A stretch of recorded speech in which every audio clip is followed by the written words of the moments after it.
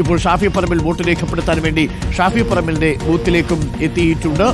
ഷാഫി പറമ്പിലിനോടൊപ്പം രാഹുൽ മാങ്കൂട്ടത്തിൽ ഉണ്ട് എന്നതാണ് ഏറ്റവും പ്രത്യേകത. പക്ഷേ രാഹുൽ മാങ്കൂട്ടത്തിൽ മണ്ഡലത്തിൽ ബൂത്തിൽ വോട്ടില്ല എന്നതാണ്. ഇപ്പോൾ 88 നമ്പർ ബൂത്തിൽ ഡോക്ടർ സരിനുണ്ട്.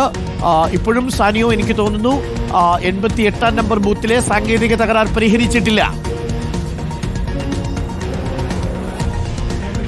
ഇല്ല അരുൺ, ഇതുവരെയും പരിഹരിക്കാനായിട്ടില്ല. അതായത് ഡിസ്പ്ലേയിൽ ബാറ്ററി ഫെയിലിയർ ആയാണ് കാണിക്കുന്നത്. അത് ഡിസ്പ്ലേയുടെ തകരാറാണോ ഇനി ബാറ്ററിയുടെ തകരാറാണോ എന്ന് പരിശോധിക്കേണ്ടതുണ്ട്.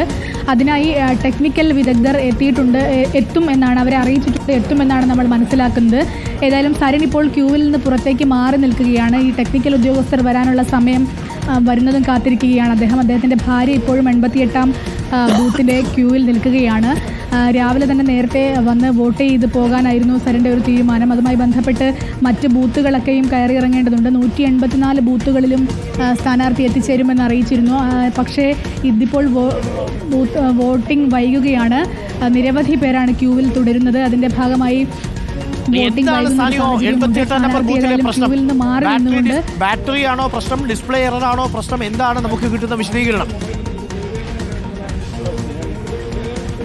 അതായത് അരുൺ, ഈ വിവിപാറ്റിൻ്റെ മുകളിലുള്ള ഡിസ്പ്ലേയിൽ കാണിക്കുന്നത് ബാറ്ററി എറർ എന്നാണ്. പക്ഷേ അത് ഡിസ്പ്ലേയുടെ തകരാറാണോ ബാറ്ററിയുടെ തകരാറാണോ എന്നുള്ളതാണ് ഇനി അറിയേണ്ടത്. അത് അറിയാനായിട്ട് സാങ്കേതിക വിദഗ്ധർ തന്നെ വരണം. അതുകൊണ്ട് അവരെ കാത്തിരിക്കുകയാണ് സ്ഥാനാർത്ഥിയും മറ്റുള്ള ആളുകളുമൊക്കെയും.